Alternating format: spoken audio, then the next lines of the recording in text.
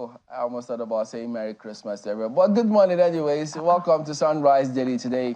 Yes, I'm Chamberlain. So some people are in a hurry. Be calming down. Be calming down. There'll be time enough for Christmas. What can a brother do? Just stretch it as much as you can, you know. Well, the same thing I'm stretching is the fact that it's Friday. I'm always very, very happy to see Friday. So thank God it's Friday. Good morning and welcome to Sunrise Daily. I'm Maupe Ogunyuso. Well, I'm just as happy as you are, maybe even more so, for good reason. Good morning and welcome. I am Bukola Koka. Well, it's because it's 10 days to Christmas. Yes. Let every day be your Christmas starting from now. Welcome to Lagos. I'm Kayode Okikele.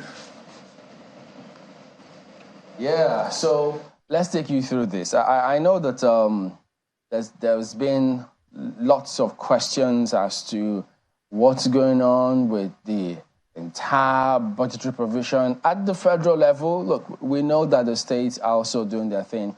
And I think I went on X and I saw quite a number of it's a Twitter space in my head. Yes, I'm still trying to. When you said that, I had to quickly recalibrate what is X. I think about it when I say X, when I hear people say that. Is it the same?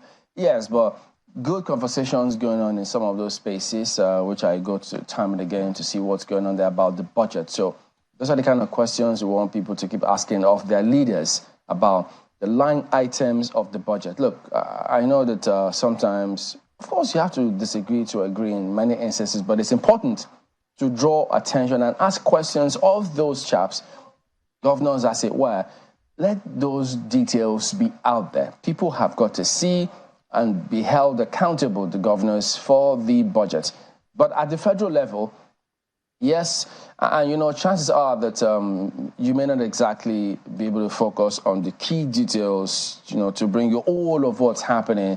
It will be difficult, I tell you, because there's several MDAs and several committees who sit, and you can't bring all of that. It's a long stretch of sitting. But here's just bits and pieces of some of the items that went on, at least yesterday, as a matter of fact. So that you just have a look, and then previously too could draw your attention to what has happened previously.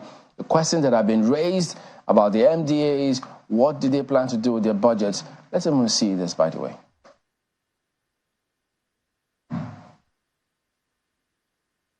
Central Bank of Nigeria, Mr. Yemi Kadoso, appears before the National Assembly Joint Committee on Banking, Insurance and Other Financial Institutions over the 2024 budget of the Apex Bank. I would like you to know that we are yet to receive the statutory reports, both the audited reports, management accounts for 2023, and even the budget estimates. At the statutory briefing, the CBN boss shares the outlook for the domestic economy in 2024. Inflation pressures may persist in the short term, but is expected to decline in 2024. Exchange rate pressures are also expected to reduce significantly with a smooth functioning of the foreign exchange market. We expect less revenue from oil exports due to the production limit of 1.78 million barrels per day in 2024, and our focus on increasing the autonomous FX supply would lead to more stability. You also have... At another session, the National Assembly Joint Committee on Niger Delta meets with the Minister of Niger Delta Development. Lamentations over the paucity of funds prevailed while the panel queried the budget performance as well as the preponderance of abandoned projects in the region. Also ask our staff to identify among these projects the ones that are still reasonable, but the ones I measure about 50 billion. That is down to be, some of them have been abandoned over, even since there are some who were awarded contracts in 2009 when the ministry was established, 2010, and they could not perform because they were not funded. A lot of MDAs, NJCs of the government have received close to 80-90%. My colleagues can testify to that. When you go to your budget proposals, you will see literally a project 2030, 2015, 20. What impact do those projects have on our people? Look at the 2023, jeopardize it with the 2022, the same story. The problem lies in the ministry. Whatever you have brought today is just budget.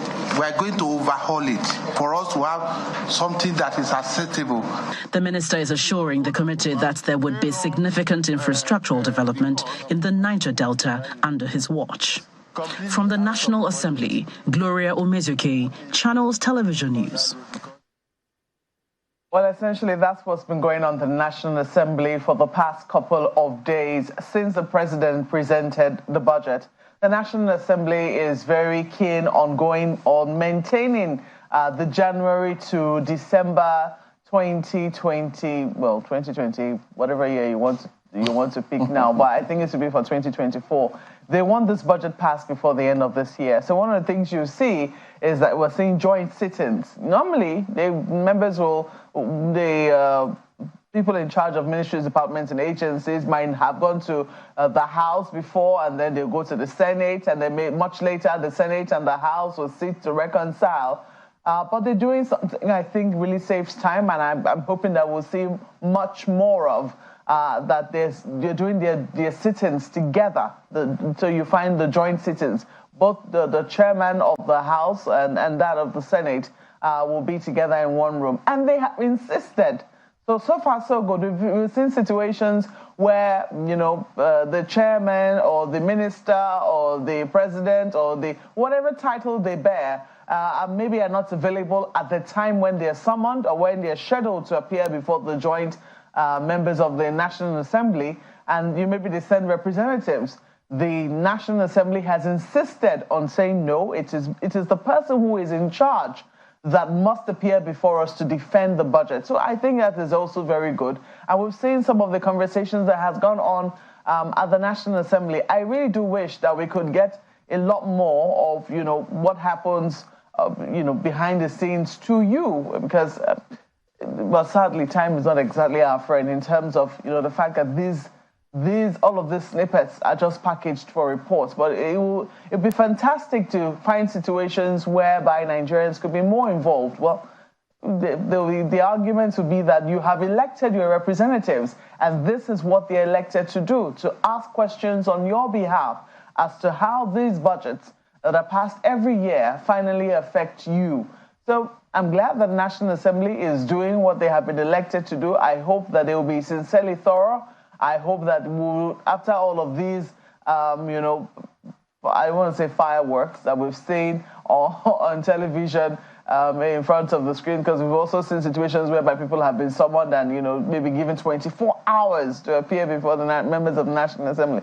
We've seen those kinds of situations. I hope that there will be no scandal that will mar this. I hope that it goes smoothly and that we're able to see a budget that is truly presentable to the Nigerian people. And I also, as Chamberlain said, must commend the people of Nigeria who have taken a very fine interest in this year's budget, bringing out items that they feel very uncomfortable with. And that has forced a number of ministers to explain. One which we saw was that of the 1 billion naira or so earmarked for the Minister of Trade and Investment to Geneva, travel. A trip to Geneva. Yes, and she's had to come out to say, no, there's no such thing. That is actually meant to renovate, I think, Nigeria's trade office in Geneva.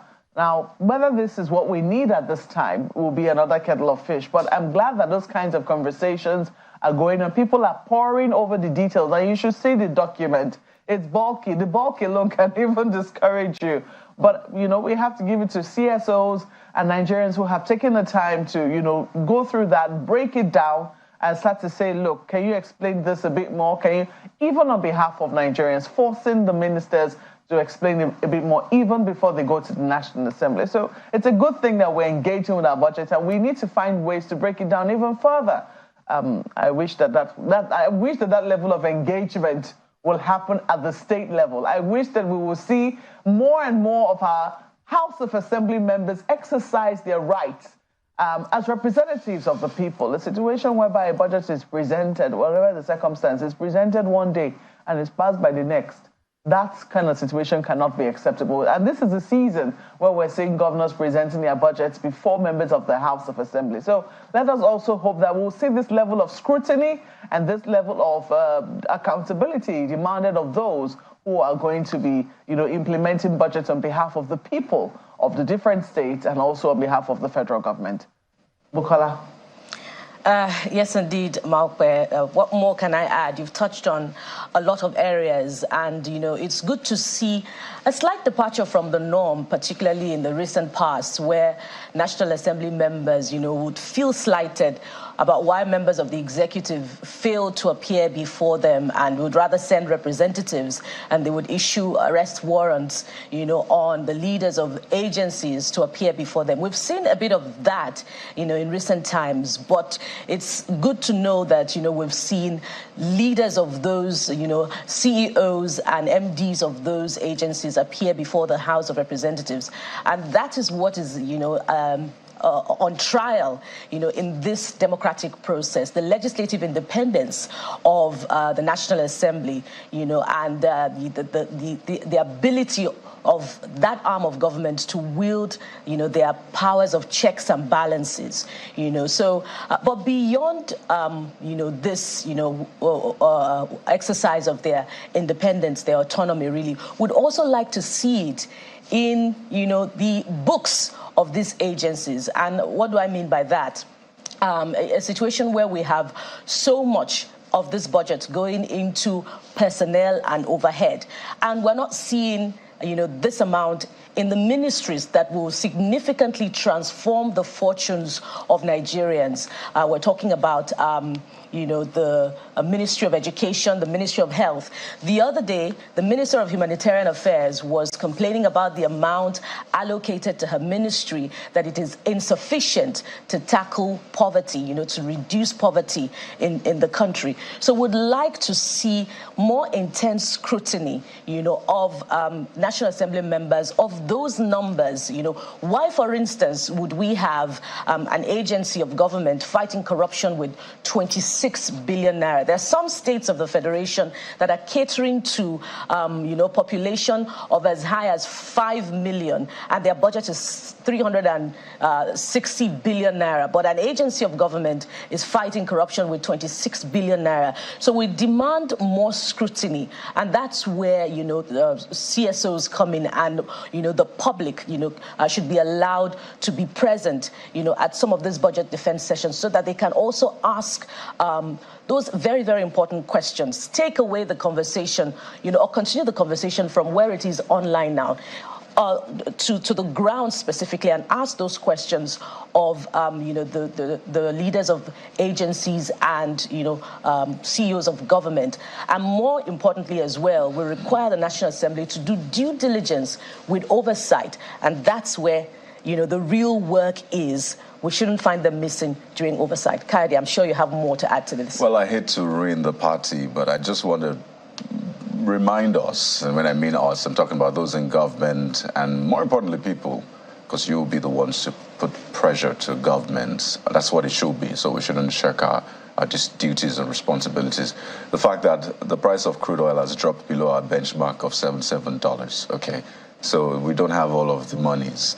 I've seen face that have had to cut down. Mm-hmm. Families don't have Christmas trees, Christmas lights, because clearly inflation is high. They have to focus on what is important. So food.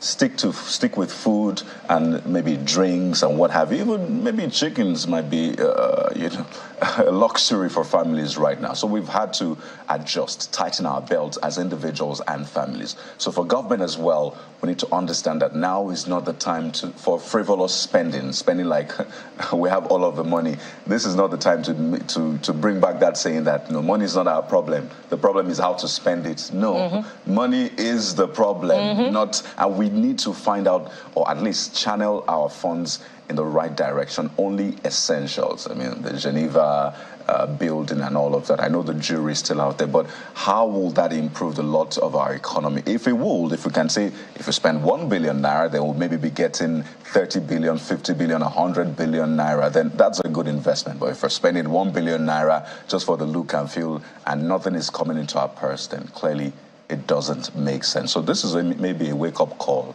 on a very cold and chilly Friday morning to our leaders out there. Yeah, as a matter of fact, the only time we should be excited is when, after all of this is over and done with, we see a significant reduction in the budgets of some agencies that have, allocated huge sums. Not too much to ask for. Yeah, really. Absolutely. Chamberlain. Yeah, so I think there should be more questions, particularly for state governments in terms of their budgets. I think that commissioners of finance, they have to all ensure that they publish their budgets. They need to make it public. It's not private funds, so you have to make it public. And then, look, I mean, you could see in some areas, at least at the national level, you see that scrutiny questions being asked, yes, much as, of course, you want more questions to be asked. But what do you say of probably the budget is presented in one day, the second day is signed into law? Rivers, 800 billion naira budget. So you then think, wait a minute, what was it? Scrutiny? Okay, maybe we should hope that they're going to publish. Well, Commissioner of Finance is resigned, but somebody has to be responsible to put that document out there for the people of Rivers to see what all they are fighting for is, because people there just go whichever way they want, argue this way, argue that way, but the bottom line should be about your resources and development of the state. So focus, keep your money, keep your eye on the ball. Don't, yeah, I mean, you can be emotional about some of these things, but ask the right questions. Development of the states, that's 800 billion naira. So all the other states, it's not enough to have it, presented, and then you have some coverage on TV for people to see the states. They need to see the fine details and ask questions. What is going to happen? Because there are times you see something budgeted for a particular road 3 consecutive years, and you go there, you see that the road, no sign of any rehabilitation whatsoever in those areas. It does happen. How can you be buying furniture? Every year they budget billions for furniture. Every year they budget billions to change because bulbs. Those who sit on those furniture, they have nails on their bottoms that destroy the chairs year in, year out. At least try and make it look real. Even if, how many times, and sometimes, look, let's just not get we can have a whole program on just budget. Yeah, so let's go ahead and take you through some of the dailies this morning to see what they're focusing on. Look at Daily Trust, for instance. Keyamo sacks 33 aviation directors appointed by Sirica. They had to put it that way, so you know. Removal, not surprising. Round table. Officials removed while overseas. Minister advised to harmonize departments. Yeah, so it is what it is right there. So I think it's gearing up for deliverables. He knows that this is one ministry that you really can't hide your performance in one of such ministries here, because I think it's out there for everybody to see. Yes, there are lots of things behind the scenes as well as those. There are so many things behind the scenes that they also need to work on to then project what we'll see eventually out there. So that's the lead story on the front page of Daily Trust. Oh, look at this. Fubara signs 2024 budget into law 24 hours after presentation. I mean, record time. So I guess all the papers will have it this morning. Wow. Record time for budget presentation and passage. It's not even a week. 24 hours. We presented one day, it's passed the next, and it's signed. It's amazing. So what? It's amazing, Chamberlain. But this is the same country. We're going out there trying to tell people or countries or financial institutions to get loans. We want to get loans for development purposes. Look, they look to see corporate governance. They look at the country and ask themselves, wait a minute, am I going to give a country loan that don't respect processes and procedures if that's what they see? Who says we do not respect processes and procedures? That's what I said, if that's what they see. So if they see that, because look... this budget was presented, wasn't it? No, I'm not using I'm making it broad-based. But look, how do you present a budget and you decide it in 24 hours? Did they scrutinize it behind our backs and we didn't know? Laser focus. That's how. Okay. I think the people, it's up to them. I mean, Naira scarcity. POS agents hike charges by 100%. And then they have a picture of one of such ATMs. This reporter might have tried several times, and then nothing is showing. I mean, even when there wasn't any cash scarcity as it were. You go to ATMs and they're not functional. You can see 6 of them in that booth and only about 2 will be functioning. And then the denomination of notes they put there, so it's... If banks would put 10 naira, they will put it there. So you can withdraw many times and they will charge you for each time. Charge you. Charge you for each time, because I really don't know what's going on. You can't withdraw more than 10,000. Well, some people will say, well, it's to also ensure safety. In case your card is stolen. So while that might be appreciated, what we've since found is that kidnappers have since changed the way they ask for things.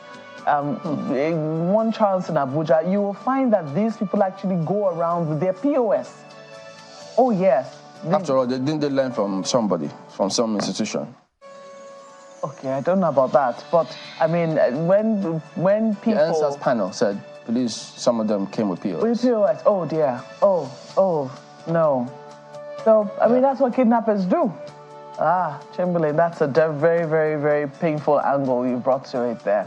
But if people are bold enough to go about to POS and kidnap other people and use cards and withdraw all the money, clear all the money in their accounts, I don't know why banks still insist that when I slot in my card, I can't take out 20,000 naira at once.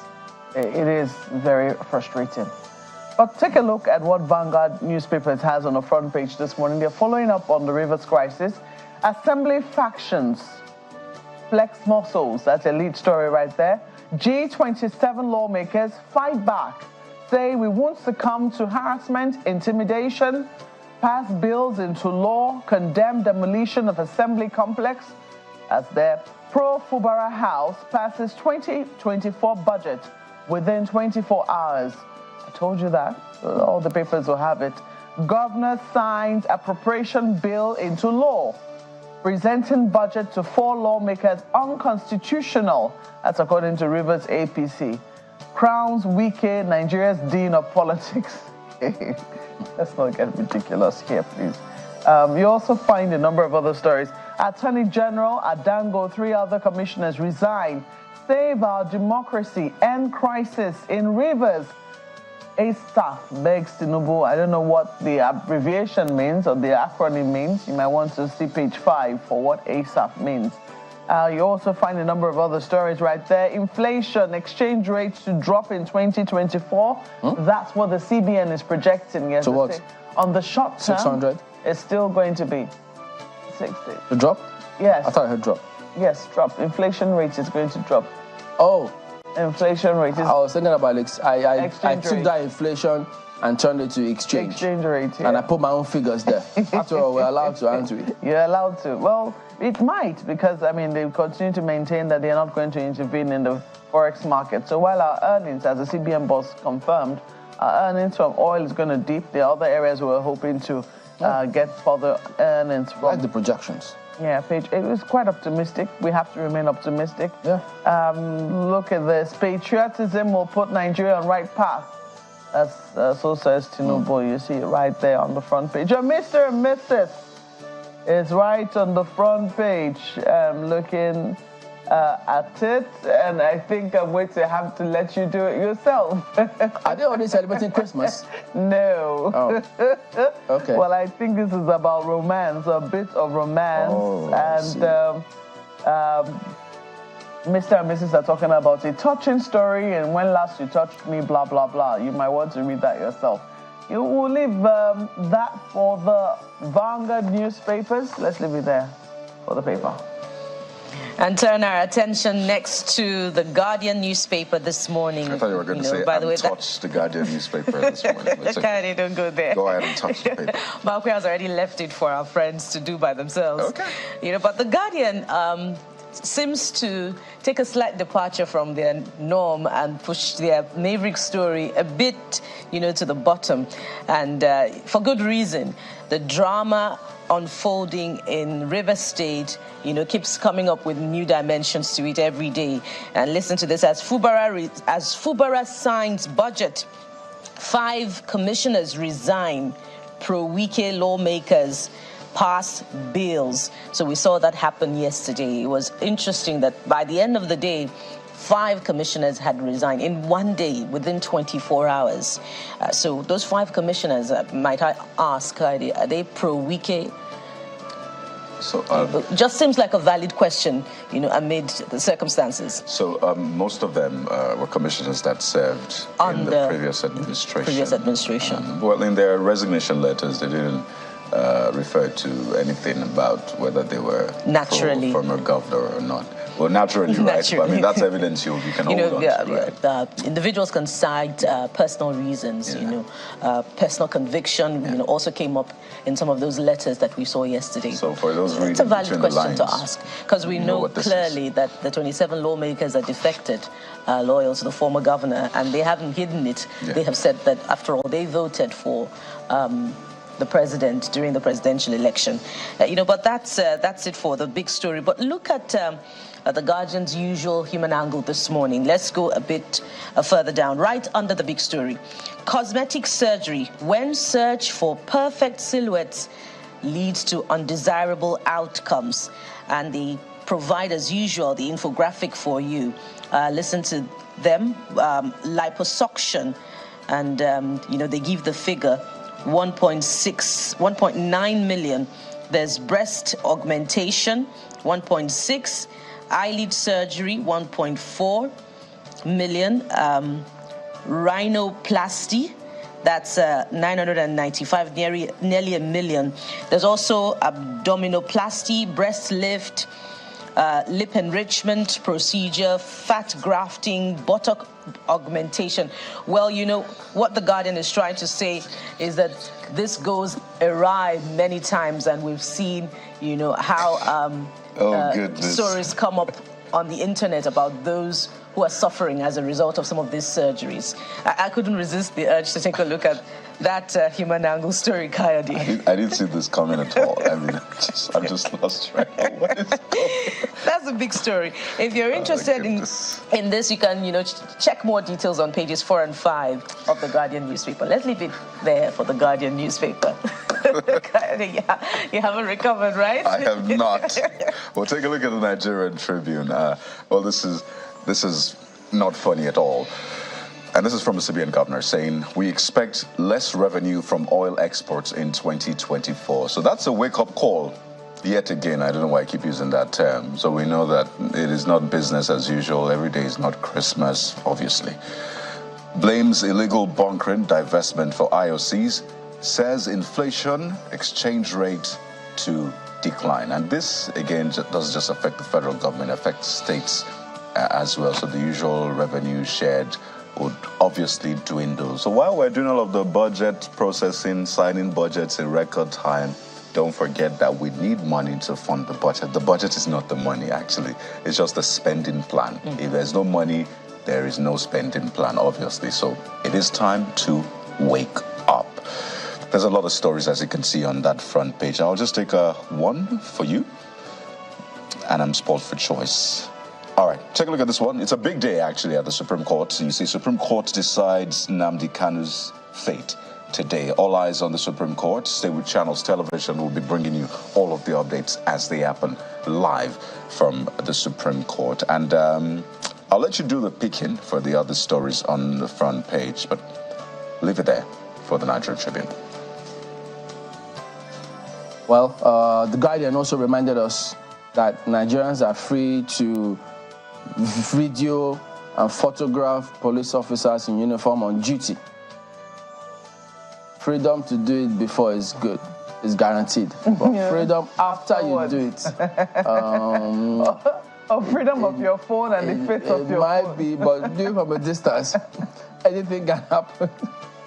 So much as they've said that, I think it's something we've always been looking towards. I mean, you don't have to say it, Jimbaling. It's a democracy. You should be able to film an officer who is doing his job. Even officers should be free to film citizens too and their conduct. Do they have to tell them to arrest anybody that commits an offense? What do you see them say? That's INEC, unless INEC official. Well, I think it's only in elections we hear that. It turns out that things that are supposed to be normal, you just wonder, what is going? Why can't they just go ahead and do the job? It's clear. And they'll tell you, look, that's your own. That's it.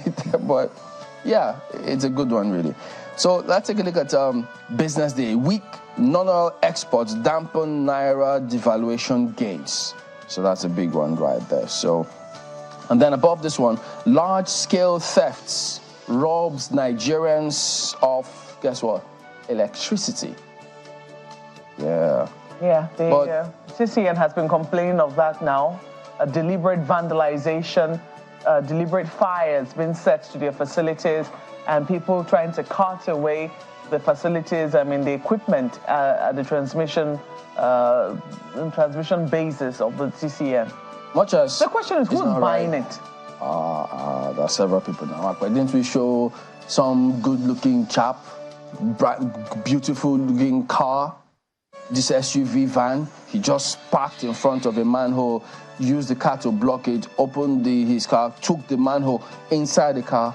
The CCTV did it there. So when you see those big guys, big cars there, look, not all that glitters is gold.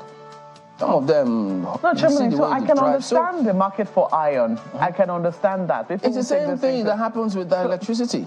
Go to Third Mainland Bridge. This is vandalism. Why did Julius Berger change all those railings to cement?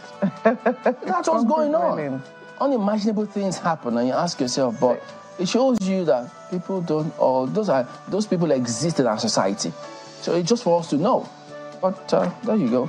But for this one, TCN, fortunately, but they had to now think outside the box. People say, oh, if there was always lights there, will anybody have the nerves to go and do anything? Don't be surprised. How did they vandalize pipelines if they don't know when they will pump and when nothing is? Look, don't give yourself a headache. There must be insider information.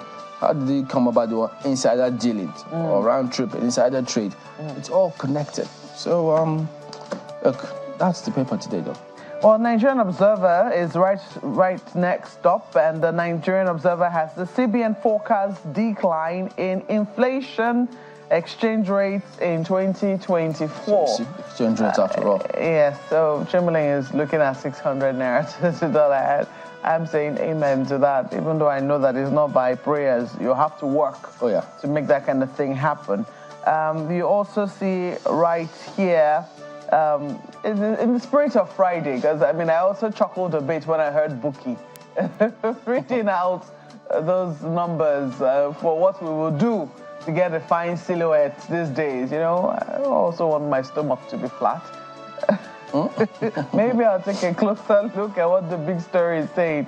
But take a look at what they have on the front page. They're talking about celebrities this morning. Nigeria's celebrity culture. Innocent admiration or idol worship. It's a big story on the front page. Page 27 is where you see details. And you also see there, constellation of some of our stars right there. Very beautiful, very lovely to look at, very admirable as the case were. And you also find here good news for Edo residents as ECTS ready for massive passenger movement this Yuletide. So it looks like the state transport company is also gearing up for the Christmas season. Niger Delta Ministry laments meager budgetary allocation. It's a page 2 read. And they also have an interview for you. Rivers crisis, lawmakers' defection, and what lies ahead. They're doing some analysis for you on page 20 of the paper. We'll leave it there for the Nigerian Observer. And up next this morning is This Nigeria. But Marco, might I add that you have my endless admiration just the way you are. You don't need any other silhouette.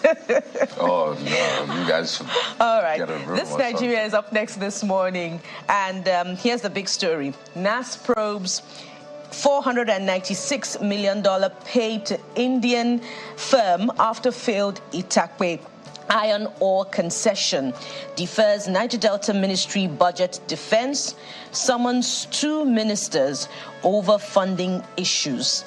$496 million, not naira, paid to Indian firm after failed Itakwe iron ore concession. We'll be looking at the Ministry of Solid Minerals for more questions on this. Kairi, am I correct? Or which other ministry would be needed to answer the question on this failed concession bid? questions need to be asked, answers Honestly. need to be given, and I think we should make that a culture. So it shouldn't just end on the front pages of the newspapers, and not on the headlines that we see on television as well, but critical questions there. Besides the nameplate, 5 cabinet members, other aides quit Fubara's government in one day. Of course, we've reviewed that earlier on. Just a couple more stories from this Nigeria this morning. Inflation exchange rates to decline in 2024, CBN assures. And right under that one, Nigeria, other developing countries at risk of debt distress, says World Bank. Let's leave it there for this Nigerian newspaper. Well, Daily Independent says this: confusion as sacked Pro-Wike Rivers lawmakers hold plenary. And you see the host of riders. That's perhaps the biggest story coming out this morning. And, of course, the CBN projection saying that there'll be a decline in oil revenue and inflation rate in 2024. So it's just a mixed bag. If inflation rate is declining, oil revenue is declining, what plans do we have to buffer? I think that's the bigger question right here. And just one more for you as we wind down. FG launches national workplace policy on HIV and AIDS. What is that about?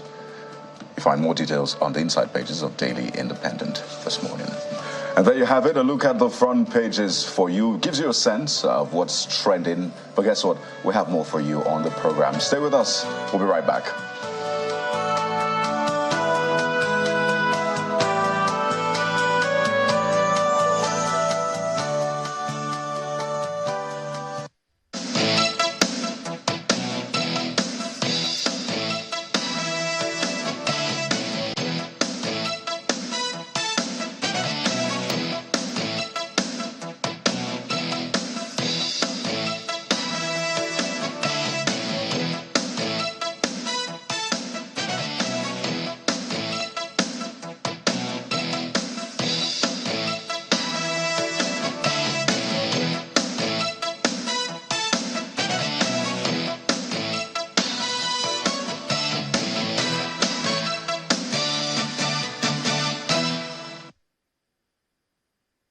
being able to ensure that we can provide CNG-fueled buses and the like that would crash the cost. It's one thing to deal with the demand side of the CNG equation. You also have to deal with the supply side, which is why His Excellency President Bola Ahmed Tinubu has been able to, through the NNPCL, strike a deal with NIPCO, which effectively is going to roll out 56 new CNG filling stations across all states of the Federation within the next 16 months. 21 new stations, CNG filling stations within the next 9 months, and then 35 new filling stations, CNG stations between April 2024 and April 2025, which essentially takes us to his midterm, of the midterm of his first term in office. We're also going to be rolling out an exemption on customs duties as well as VAT exemptions on all importation of CNG conversion kits to further accelerate and cheapen the process of CNG conversion for families across Nigeria. Okay, so I think that if you've been asking questions about the CNG, look, ask me, well, maybe you may still ask. I think we'll have the man who might be answering your questions and might be responsible for you not seeing where you ought to, just maybe. Mr. Michael Oluwagbemi is here with us. He is the Executive Director, Presidential Committee on the CNG Initiative. I think it's PCNGI. Okay, good morning. Thank you for coming on today. Good morning. It's a pleasure. Well, Program Director.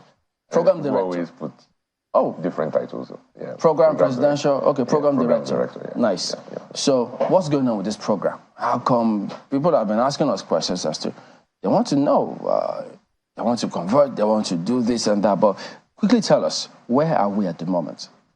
Absolutely. Thanks, and good morning to your guests and your viewers. It's a pleasure to be on this program this morning. I think, first and foremost, it's good to first describe what the program does and then maybe put it in context of where we are so far. The Presidential CNG Initiative, of course, was empaneled by the President subsequent to the removal of the fuel subsidy with the intention to help Nigeria transition energy-wise in the mobility sector from the use of PMS diesel, which we all know is expensive. It's also subject to geopolitical issues that are out of the control of the average Nigerian. International politics determine the price of crude oil. And we've also not been able to refine what we produce, which essentially means that we're also paying a terrible price in terms of logistics and all of that stuff. In addition to that is the dirty fuel. It pollutes our environment. And we also think that it's very necessary to begin to use the resource that God has blessed Nigeria with, which is gas. Nigeria is a gas province that happens to have oil. Almost every state in Nigeria has some kind of gas resource beneath it. The largest gas reserve in Africa that can last us 97 years. And we're also the second largest gas flare in the world after Russia. All of these statistics means that it's very important that Nigeria begin to use that resource, which is gas that we're wasting right now, to power our economy. You and I know transportation affects all aspects of our lives. It's responsible for 16% of the CPI basket, the inflation basket. It impacts the cost of agricultural produce, it affects the cost of goods and services, it impacts productivity of the economy. And if we're able to somehow control the price of transportation by impacting on the energy that is being utilized for it, we believe it will go a long way in helping to also ensure the economy is more productive.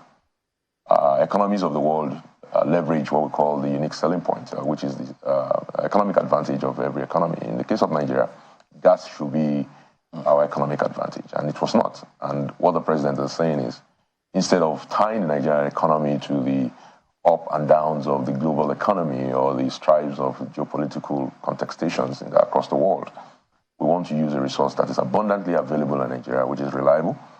I want to use a resource that is safer, because it is safer. CNG is much more safer than PMS and diesel. We know what happens when a vehicle that is running on PMS enters an accident. It bursts into flame.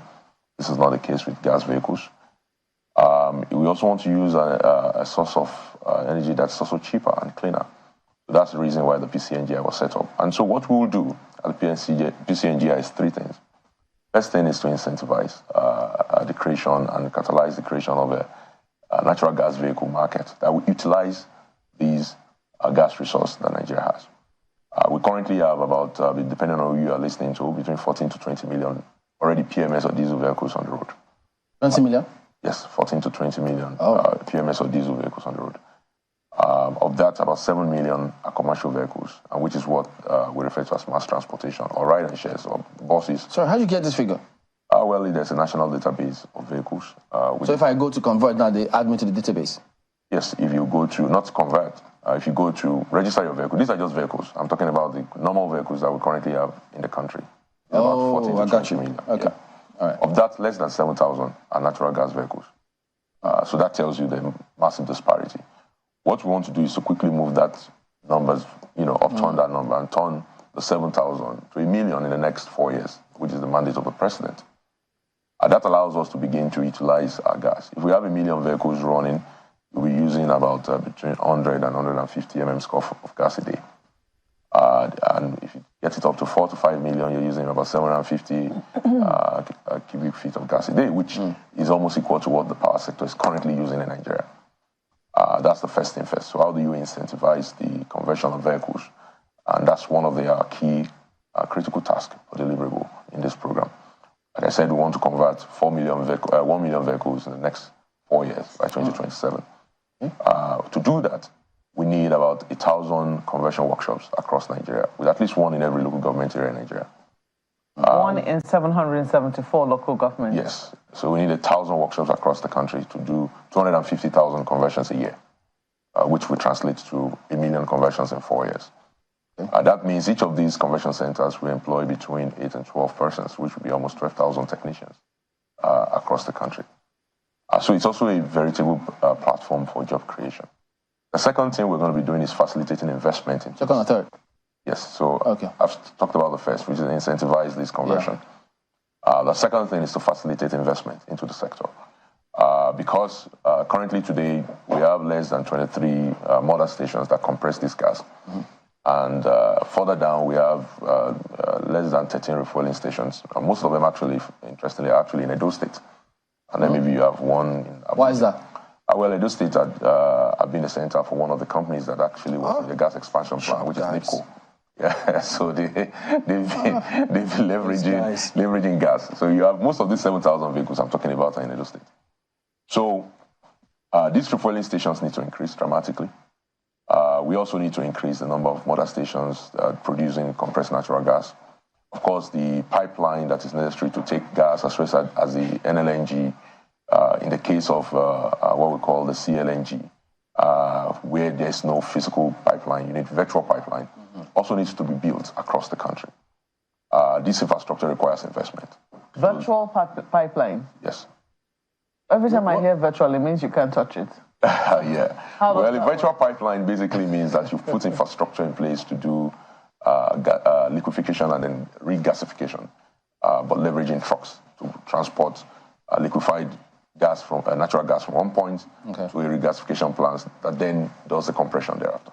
I see. Yeah. So the third is what? So and the third thing is, of course, to facilitate a regulatory framework for this. You know, naturally speaking, that natural gas, despite the fact that in its perfect, ideal, optimal form, is of course safe. What you also run the risk of is that folks will start using all kinds of gases, not necessarily because there's LPG, there's other gases that people are, that is a lot more accessible. They confuse them. Yes, and then you begin to explore the area of danger, and incidents start coming up, and everybody just says gas is gas.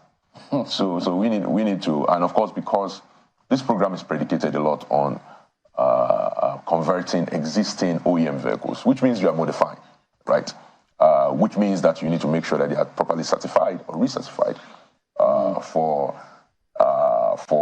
use after they are already modified. Okay. Then it means that for us, we need to naturally ensure that the regulatory framework for this conversion is in place as soon as we start that program. So these are the 3 points. Okay, so for those 3 key points, I mean, there are several questions now that's just running through our heads as you went through those 3 points, because they all stem from us being inundated with questions, inquiry from the people out there in terms of what to do, how do they proceed. On that first and second point, in terms of making those areas available, you're trying to convert up to at least having one in each local government area. You're targeting 1 million. So before we come to the public sector, the buses and everything, for the private people who want to, I'm sure maybe that's what questions you get to meet a lot, because they ask us all the time too. I think in Abuja, how many do we have? Isn't it 1? Yes, there's 2. Yeah, so there's 2 now. So speaking about where we are, last month we had 1. This month we have 2. So what's the second one? The second one is the NITT, the Nigerian Institute of Technology, Transport Technology workshop in Germany. Okay. So first thing is that I see people, because they hear of CNG, they want to do it. Yes. They get to certain places, people give them LPG, cooking gas. Yes. Now, that's completely different. That's dangerous. So that's why because they don't know better, they think, no, it will explode if you use, but clearly that's not, because they're using the wrong ones. Yes. So what do if somebody's listening right now and he or she wants to get that conversion done, what do they have to do? Yes, so we'll be putting up a My CNG hub in the next few weeks. So one of the things we've been doing is actually collating the database of these centers. Some of them already exist in the form of normal workshops, but have technicians that are already accredited to do the conversions. We are updating our database to be able to show the members of the public you can get your vehicle converted safely in an accredited workshop somewhere close by to you. So that will be available to the public very soon. Today, at the initial point when we started the program, we were only able to identify about 7 of these workshops. But today, I think in our database, we have even close to 21, in between national agencies, some research institutions, some of them that are also private sector driven. In the last 1 month, through our effort, the partner program, we were able to jumpstart 10 of them. We physically launched about 4, 2 in Lagos, 1 in Kaduna, 1 here in Abuja, and a few others across the country. That partner networks are now setting up. So the work of the conversion centers, I've already indicated, is private sector driven. But our work is to incentivize it. And we'll be rolling out an incentive program also in the next couple of weeks. So a lot of the work we'll be doing between now, August and now, especially since October when this was announced, after it was made public, has been on the planning side. Again, if you fail to plan, then you definitely have planned to fail. And we know that this program has been attempted at least twice before. And so it's not the first time. Yeah, so I was just about to say, I do know that the NNPC, I think, I'm not very certain what year now, but it must have been sometime maybe in 2019 or there, but I'm not very certain when. The NNPC did pioneer and, push forward this idea of conversion. They even told, I think, vehicle owners that you'll get paid a certain amount. I think, or that we will do the conversion for free. And then I think a number of stations were also commissioned to, take that on. Even their own NNPC stations too were given that task. Yeah. But after a while, we saw a lull. There was nothing happening with CNG because one of the fears that people had was that there was going to be no continuation with this program. They felt that it was just something that government was doing knee-jerk. Yeah. And they were not wrong in terms of how that particular program panned out. So what exactly is the guarantee now that this is going to be something that is consistent and that if eventually people go and convert their cars to CNG, they will not be stranded somewhere if they're trying to travel? Yeah, so there are many legs to that question. So the first thing is, definitely there's been attempts, as I said, to do this program in the past. In fact, before the 2019, you'll be shocked that the first vehicles that was converted in Nigeria was like 1989, 1990. Mm-hmm. But then PPMC under the Ibrahim Babangida administration. And it was piloted in Nigerian Gas Company in Warri, actually. And some of those vehicles, you can still find them there abandoned 30 years later. But the reality of that was that there were no imperative for conversion when the oil was heavily subsidized. Where oil is selling for 160 naira and CNG was then selling for 140 naira, there was nothing driving. There was no economic narrative that would drive those conversions. But today we are seeing that CNG is selling for between 230 naira and 300 naira equivalent. And you have oil selling, even some people say maybe subsidized in some ways, at 640, 650, maybe 700 naira. It should be selling maybe for 800 naira. Right? So you have that context that makes it, now there's an economic reason for you to convert your vehicle. You can make, again, you can disobey the law of economics and expect somehow to pass economics. It just never happens. The reality is that behavior around energy is usually driven by economics.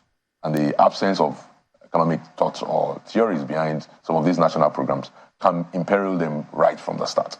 Right? So I know for sure that that in this current context, where fuel subsidy is no longer available, that we have a real reason to do it. And the government is committed. There's a political will. I think the president made this very clear. For a president that came in from day one to actually remove the fuel subsidy, and then his immediate steps on the palliative speech on July 31st was to announce the CNG program. And by October 1, a team was already in place, which is our team, and to implement this. And we are professionals and we are committed to doing this job for the country to ensure that Nigeria successfully transits. And the last point, but very critical point, is that you will not be stranded. Because when you are converting your vehicle, you are not eliminating PMS. Fuel components. Yes, you are still going to have your PMS.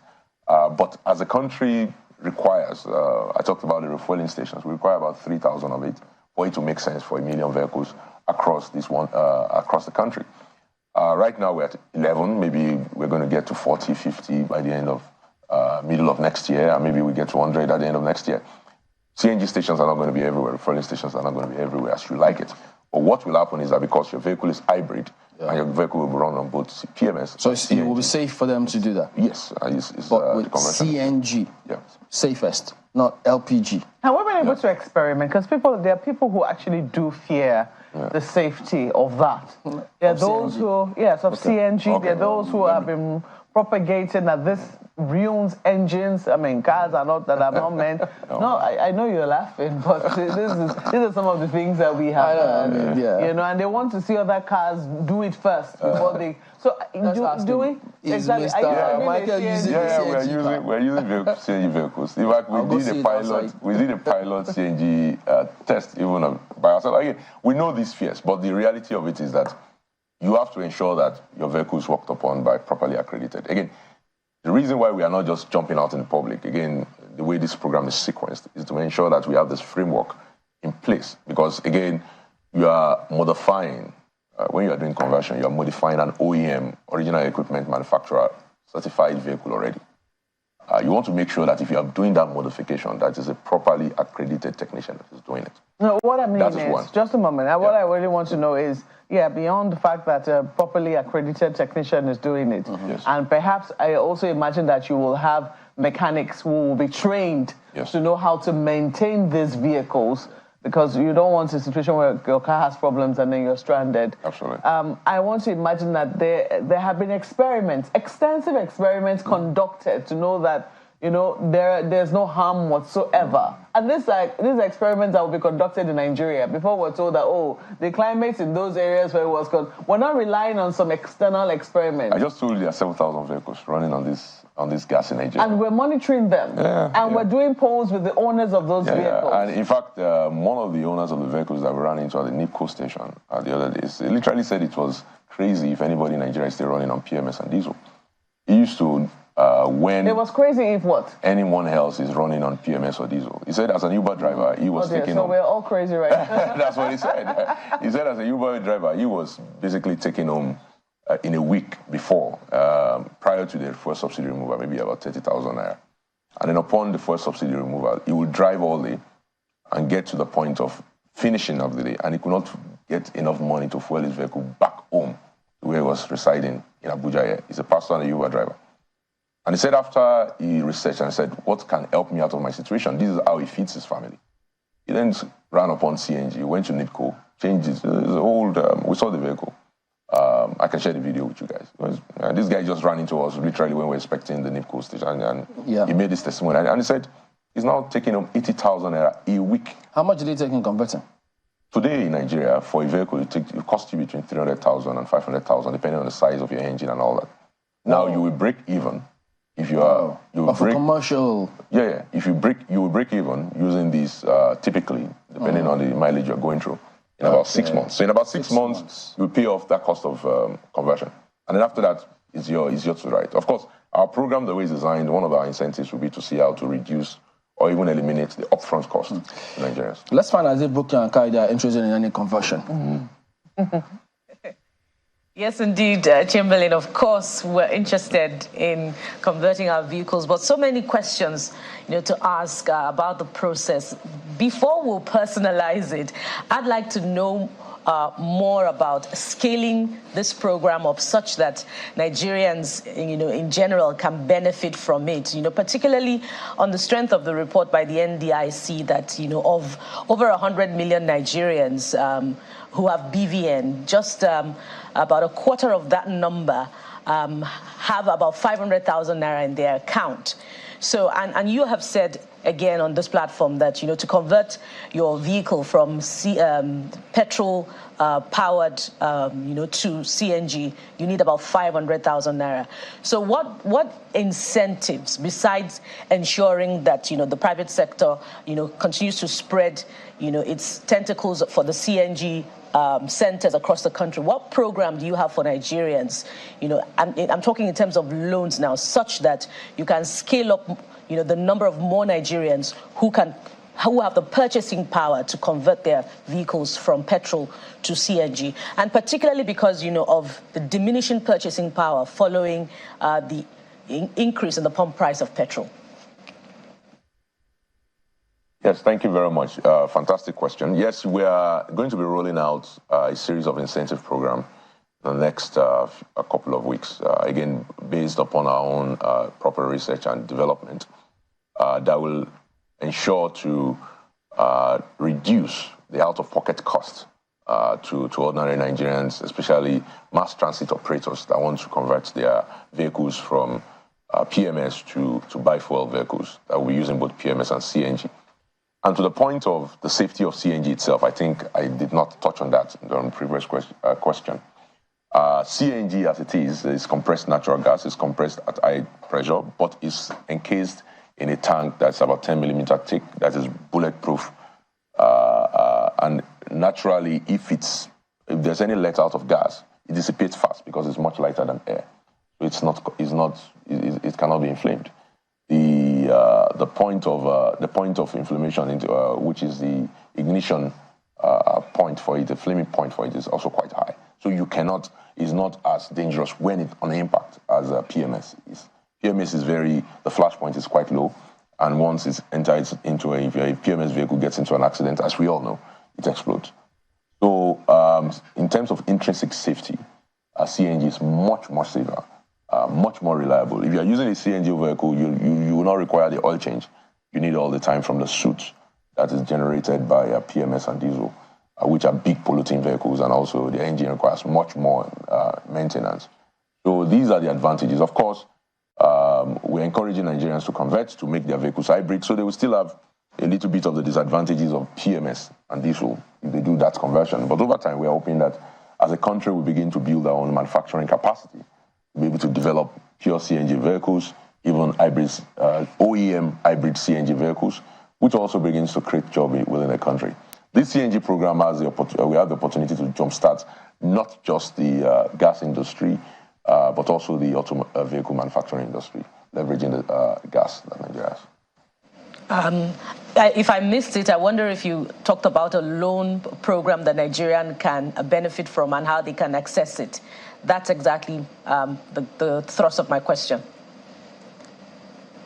Yes, there will be some kind of financing program, the details of which I indicated will be rolled out. It will be also, there will be significant palliative in that financing that will actually discount the cost of the conversion kits, which constitute the bigger cost of this component to Nigerians.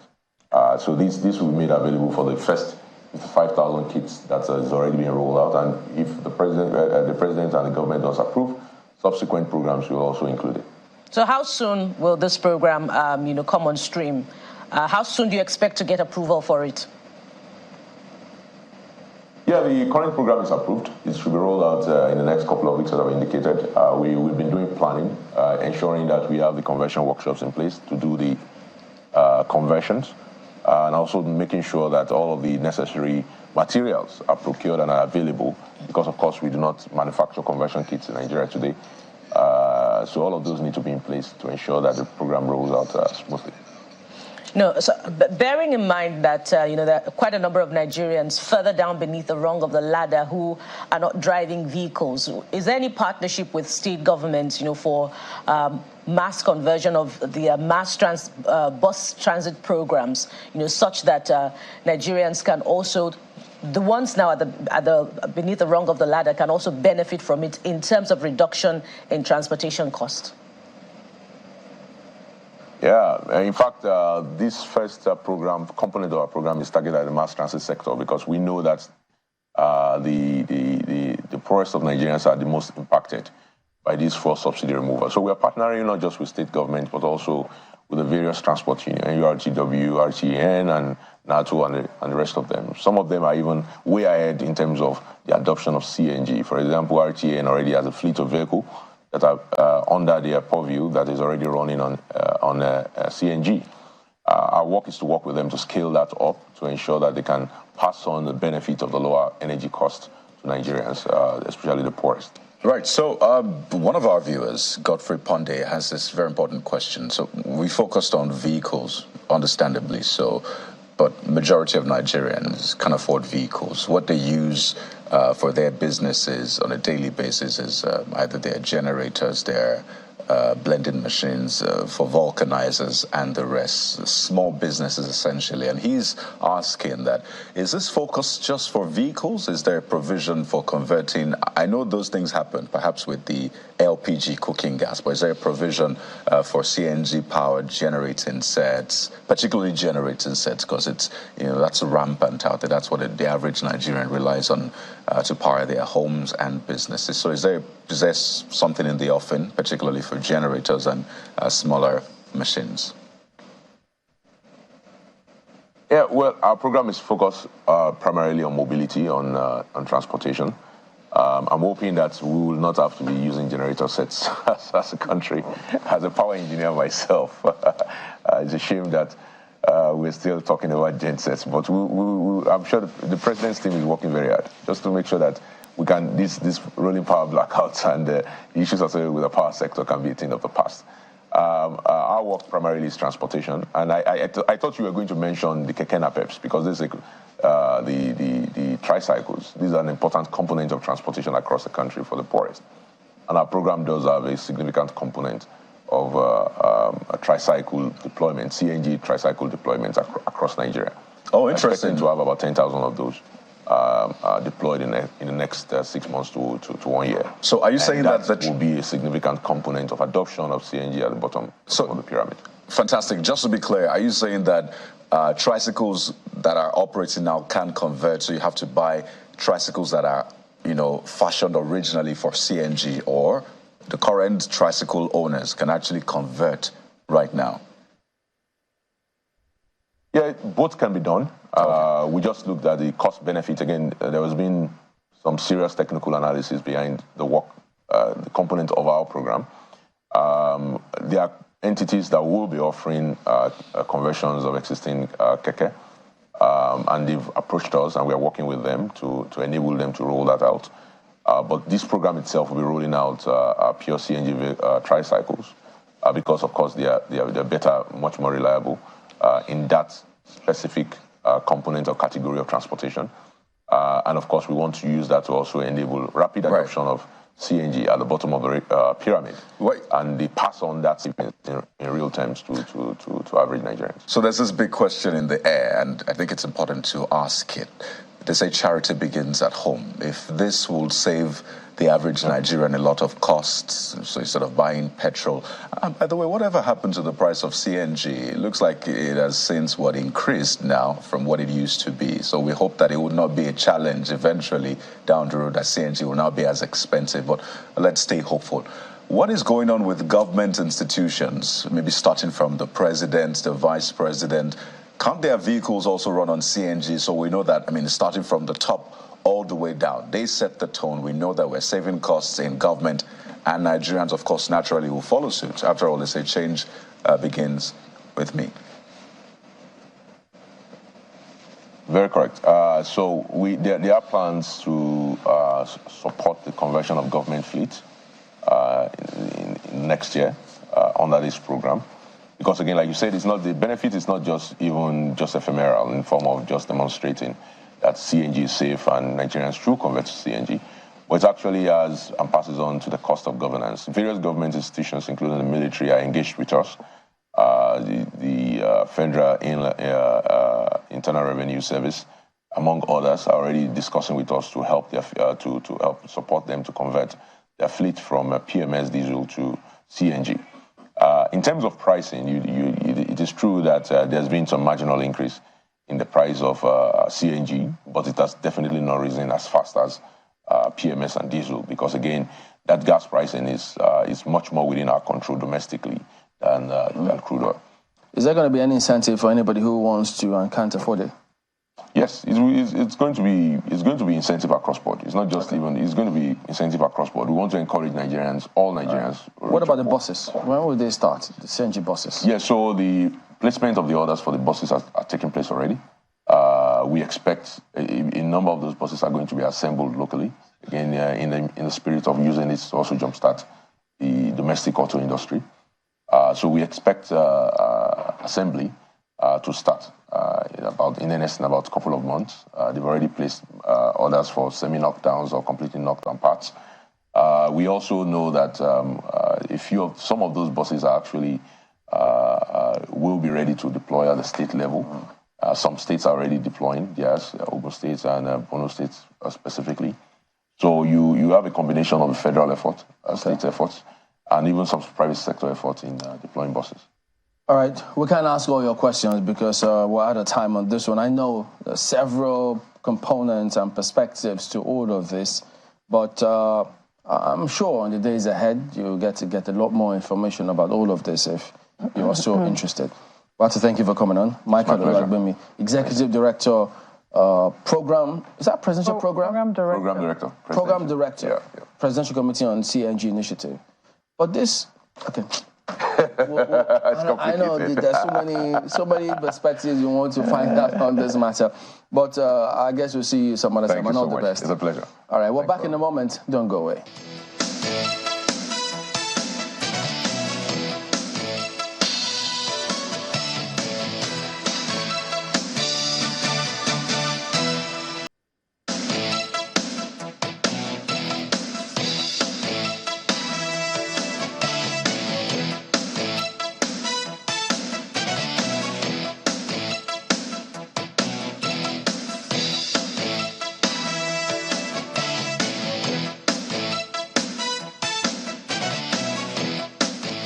Yes, indeed. Dr. Vincent Olatunji joins us next. He is the National Commissioner and CEO of Nigeria Data Protection Commission. Good morning. Thank you for coming on today. Morning, and thank you for having me. I know that in the course of your work, you did launch this, what you describe as the Strategic Data Protection Roadmap, the action plan, which is supposed to help us all ensure our data. I mean, everybody wants to know that their data is safe, cannot be hacked, properly regulated, and then that they could do more with all of that. So what is the focus of this action plan? Thank you very much. I think what is really important for us to note as a background is the fact that now we have a law on data protection and privacy in Nigeria. Okay. It's right not to just have the law and start implementing without a vision.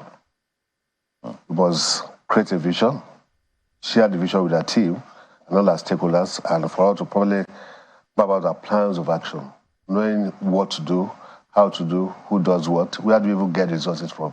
These are the things that were put together in the action plan. Because in Nigeria, it's just an emerging ecosystem. And for instance, the area of awareness alone, what kind of plans do we even have to create awareness for people to know what we are doing? On the part of data subjects and on the part of data controllers. These are things that were put together to have a plan for between 2023, when we now have the law, to 2027, a 5-year strategic plan on data protection in Nigeria. That's what we have. Tell us about, because one key area is the part where customers try to interface with these agencies. Time and again, they have a challenge, they call, they don't get the response, they don't get the kind of answers they want from different agencies, including government agencies. Now, for this, what should they expect? What have you put in place for this? In terms of not getting prompt responses from government organizations, I would say is an exception. I was waiting for that word. In terms of various opportunities to contact us, we have. You can write directly to us, you can visit our office, you can call us, you can reach us on all social media platforms, Facebook, Instagram, Twitter, and so on. Now, but do you have physical offices in different parts of the country? No, for now in Abuja. Oh, okay. But part of what we have in the law, and of course, the action plan is for us to have regional offices, and eventually we get to states and even local governments, because we are talking of all Nigerians, wherever they reside in the country. So what's your response time to any inquiry? Promptly. It's prompt, immediately. Because we have our own help desk. If something or a request comes in, you go to the line officer who takes up immediately and will give you a response. So is that going to be the same when the database increases of people who are going to try to reach out to you? If it increases, we increase our manpower, increase our strategies, we improve our strategies, and increase the kind of technology that we deploy to accommodate the requests that will come. Yes, we have already been taking that. For instance, in Finland, a country of 6 million people, they get requests over 11,000 every year. And now, you're supposed to start with a country of 200 million people. You know what that means? UK, a country of about 67 million people, what they get from the annual returns is about £40 million every year. You cannot just suppose that with a country of 200 million people. That means we should be prepared, and that's part of why we will have the action. Maybe I should even share what we have in the action plan with you for us to have a proper perspective of what we want to. Now, we actually started work on the action plan immediately after we were established as a bureau. That was March last year. We were established February 4th last year. We started work on the action plan. March later, we inaugurated a committee made up of stakeholders from different sectors for us to have diverse perspectives to whatever we want to put in the action plan. And we started work looking at the regulation that we had then and looking at the ecosystem in Nigeria, what we had put in place, and we were still underneath that then. So our focus was on the repair and the regulatory authority then. Then when we had the law early this year, we actually started working with stakeholders on the law. Immediately we were set up. So we were working on the plan, we were working on the law. But eventually the Ninth Assembly passed the law, and President Bola Ahmed Tinubu, GCF, gradually accepted the law on the 12th of June this year. And we now presented the draft of the document of the action plan to stakeholders on the 14th of June this year. So 2 days before the law was signed, the document was ready for presentation to stakeholders. Now, at that stakeholders forum, we all agreed that now we have this law. What would be the essence of referring to NDPR, for instance, which was the regulation that we were using there? We need to update what we have in this document to reflect the law, and more importantly, to reflect the new commission that was created with the law. We started doing that. Then came the strategic direction of Mr. President, the Renewal Agenda, the 8-point agenda of Mr. President, looking at food security, job creation, inclusivity, security, rule of law, and all these things. Then came the blueprint of the Ministry of Communication and Digital Economy, Innovation and Digital Economy, which is our parent ministry. We also need to incorporate the 5 pillars of the ministry, talking of policy, talking of knowledge, talking of infrastructure, talking of entrepreneurship and innovation, and talking of trade. All this is clearly aligned with the provisions of the law, that is Nigeria Establishment Law. Now, we developed a 5-pillar agenda. One is governance. That is, what kind of governance structure do we even have for data protection in Nigeria? You talk of the law, the legislative instruments that we have to oversee the data protection ecosystem in Nigeria, the law that we have. How do we actually want to ensure that we enforce this law in the country? 2, on the part of data controllers and processors, what kind of governance structure do they have? You speak in terms of their privacy policy, their privacy statement, their data processing activities, what kind of laws or governance structure they have to policies have they put in place to ensure that they get this properly. We come to the issue of awareness and human capital, which is really important, and awareness that you are talking about. How do you really drive this budget down to the remotest part of Nigeria?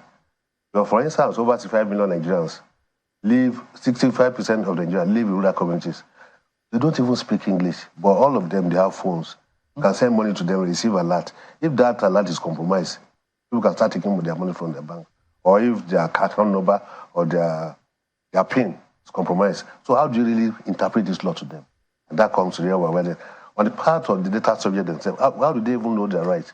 Their rights under this law. Data controllers, data processors, how do they know the obligation? The duty of care that they owe us under this law. This is the area of awareness. Then you come to human capital development. Globally, I said it before when I came here, that this is an emerging sector. And skills in this sector is very scarce all over the world. People are looking for data protection experts. So, how do we now situate that in our situation in Nigeria? For instance, the law says every data controller and processor in Nigeria must have a data protection officer. Now, do we have the people in Nigeria that will take care of about 500,000 data controllers that we have identified in the country? We don't have we have the people, but we don't have the skill. So you're going to train them? Yeah, we are training. That's part of what we are putting in place. In fact, in the action plan, our target is to have a pool of 50,000 data protection experts every year for the next 5 years. I will now expect private sector organizations, all the stakeholders, to be able to put in their own effort and train over 250,000. So eventually, we'll be having over 500,000 jobs that were created from this ecosystem within 5 years.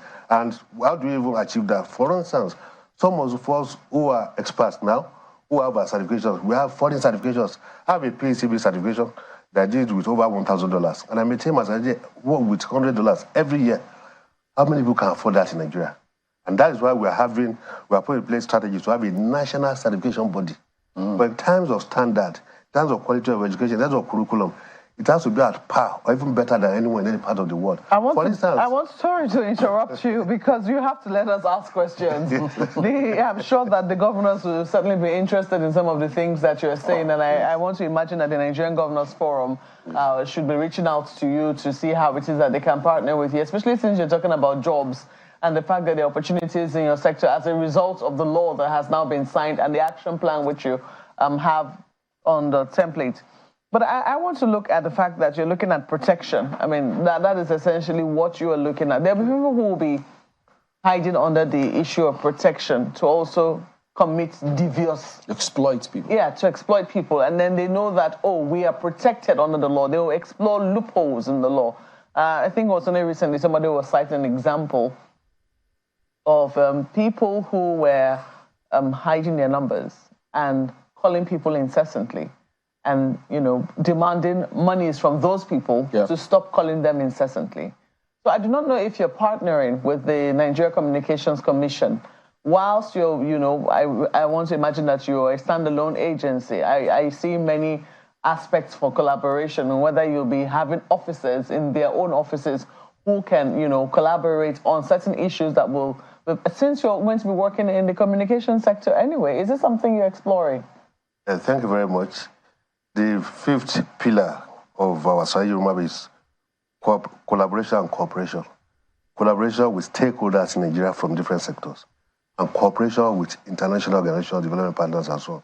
Now, just last week, we had an implementation workshop with members of the ICT and Cybersecurity Committee, National Assembly. Part of the major outcomes of this workshop was for us to partner with stakeholders in different sectors. We were already doing this before. For instance, we were working with CBN in the area of privacy when it comes to the issue of data protection in the financial sector. We are working with NCC in the area of telecoms. Just, I think about 3 days ago, the DG of Small and Medium Enterprise Development Agency of Nigeria, Sweden.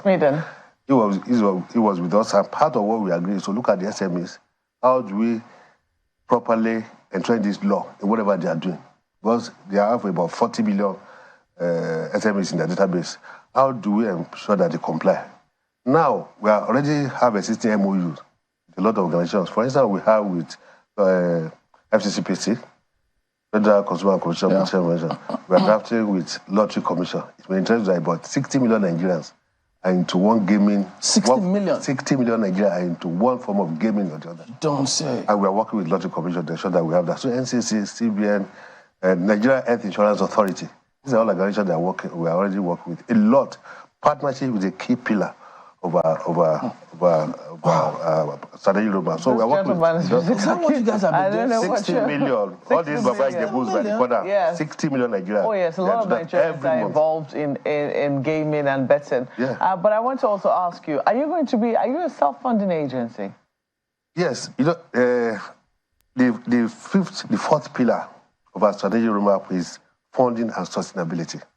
We described that globally, most DPAs, data protection authorities, funding has been a major challenge because most of these policymakers don't even understand what we're talking about when we talk of privacy until you now really explain it to them.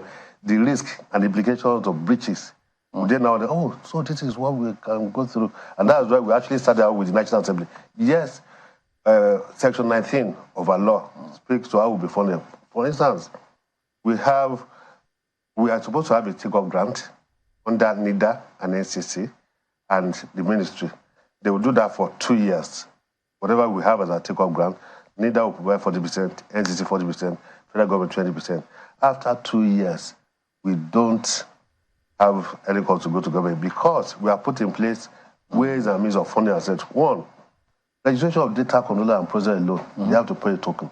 For instance, in the UK, they make £40 million from registration of data controller and processors alone every year. And 95% of their funding comes from that money. That is a country of 67 million people. Now you are talking of a country of over 200 million people. You can imagine where we get when we start registering data controller and processor. And another thing that we put there is the fact that every data controller or processor of major importance must file their compliance return with us, just like the CAC annual return. And when you do that, you pay a token. Something that will not be too burdensome on the data controllers. So you'll be just fine. Yes, I will be making money for government. Okay. All right, let's go to Lagos. Yes, thank you, Chamberlain. Interesting conversation. I'd just like to stretch Malkwe's earlier question a bit further, sir. We've been talking about data harmonization over and over again in the country, particularly for the purpose of security, i.e. NIN, BVN, even other details. Is there any Will there be any conflict of interest, particularly where we have cases of people perpetrating crime and they're, particularly with, bank accounts? Earlier on, we started the conversation with people using POS, to rob people of their funds. So will there be any conflict of interest, particularly when these details are required to track those who have perpetrated this crime? Is there any conflict of interest in the law, this new law, that would prevent this information to be provided? I wonder if you catch my drift. Yeah, for any data controller or person to collect, process, store, or share the data, there are some bases for doing that. Maybe vital interest, that is the interest of the data subjects. For instance, somebody who is involved in an accident and they need to do blood transfusion, for instance, and nobody is there to give consent. If that is an emergency situation and if it is a matter of life and death, and in this case, they need to do blood transfusion for this fellow, yes, that could be done based on vital interest. Or a child, an underage child, that is not able to determine or give consent in whatever, for instance, in that situation too, the guardian or the parent will be able to do that, but that is on vital interest. On contractual basis, for instance, on employment, if you employ people, you are going to contract. So these are basic for processing data. Then, for public interest, for instance, law enforcement agents, this speaks to what you are trying to talk about. If they are trying to do some investigations about a case, definitely they can process the data based on that. But what we are putting in the law, there should be some guidance for them. Who collects this data? Who has access to it? What kind of transfer method are you using? For example, if you are sharing with data with a third party, whatever encryption method, are few included in whatever you are sharing? So yes, there are guidance for all these things, or even if it's for obligatory purpose, in the course of carrying out your duty, these are clearly stated in the law. So for the purpose of investigation, which I guess your question is trying to address, yes, there are guidance they need to follow, and there's no conflict at all. Well, the question will then be, how far can you go in ensuring these rights are really protected? I was at an event by SERAP recently. Incidentally, your agency was represented, and it was about data rights, how they're meant to be fundamental rights as well. The fact that you're online doesn't change the fact that you have fundamental rights online. And one of the startling figures that came out is that 40% of Nigerian journalists have experienced surveillance, while 50% have been targeted and arrested by state actors using their phone records and communications as justification for their actions. So clearly we have seen government agencies, state actors crossing that line time and again with no recourse to the process, the procedures which you talk about. And I think that's where the conflict of interest is coming from. The social media bill has been introduced. Are you a part of that process? Are you ensuring that within that lawmaking process, the data rights of Nigerians are upheld? And you can tell us really, can you tell government and say, no, you cannot go beyond this line? Is that something you're able to do, even though you're a government agency? Yes. The situation you painted, I'm sure, happened before this law came into existence. This law was signed in June this year, and a lot of government organizations have approached us. We have visited so many to explain the provisions of this law to them about the right of all Nigerians who are data subjects, no matter where they work. And for government organizations, for regulators, yes, they come up with any regulation that is contrary to this law. Definitely will come up boldly to let them know. This is the only law about data protection and privacy in Nigeria. I'll give an example. Earlier this year, there was a regulation issued by CBN for the collection of social media handles of bank customers for their KYC.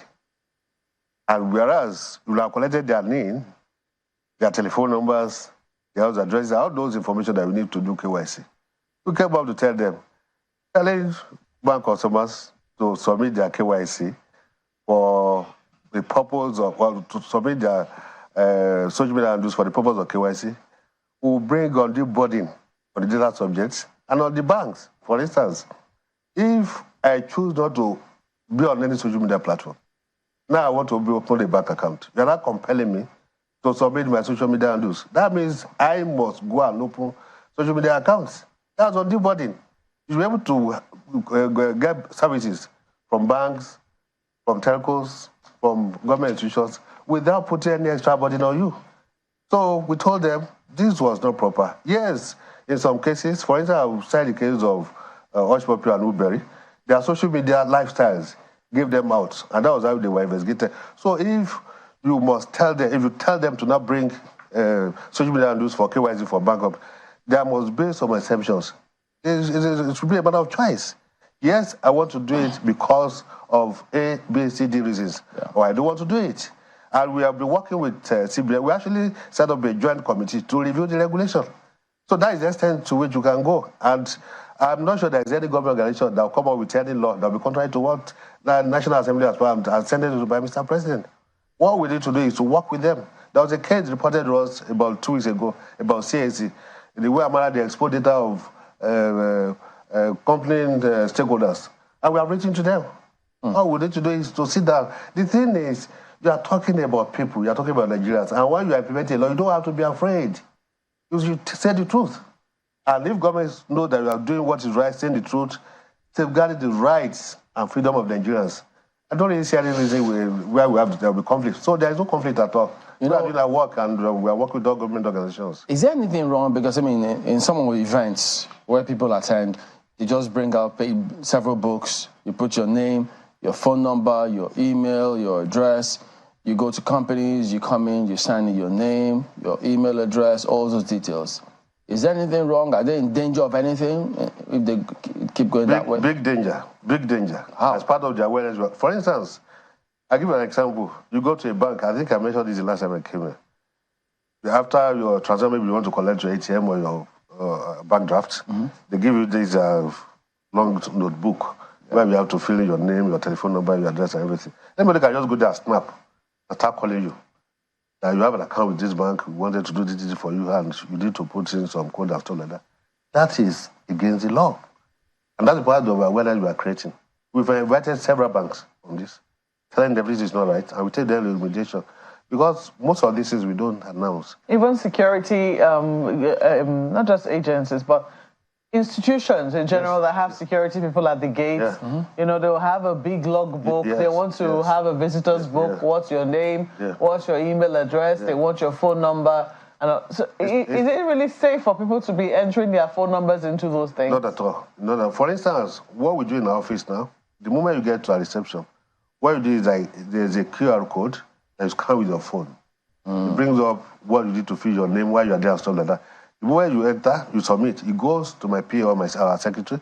We have a team in charge of that, and they direct the request to whoever you are supposed to see. Nobody sees you. Nobody knows who you want to see or your information or your data. And that's what we're trying to introduce in other MDs. For those who are not that high in terms of deployment of technologies, you still want to use a logbook. There are some now that are privacy compliant, that when you fill, just like you have a carbon paper underneath, whoever comes after you doesn't see your name. It's only the company or the organization that visits after the end of it that will see what you have done. So these are some of the measures we are trying to put in place. Okay. We're introducing to so if people go to places where they don't have these two measures and they are aware of this law, can they say, no, I'm seeing a lot of people did. I can't put my details here. Absolutely. Do they have a right to refuse? Yes, that is all right. That is all right. You can say, no, I don't want to put it there. Unless you now put a caveat that the private statement, we are collecting your information for the purpose of this meeting or for this conference, and we are not going to use it for any other purpose. Do you agree or not? But even at that, they don't have to expose your own personal information they are giving to them. So it's all right. All right. It's important that people know these things and not... know your rights. Oh, yeah. We used to have that program. Well, now it's Law Weekly anyway. All right, Dr. Vincent Olatunji, National Commissioner and CEO, Nigeria Data Protection Commission. Thank you for coming on this morning. Thank you for having me. All right, we'll be back in a moment. Stay with us.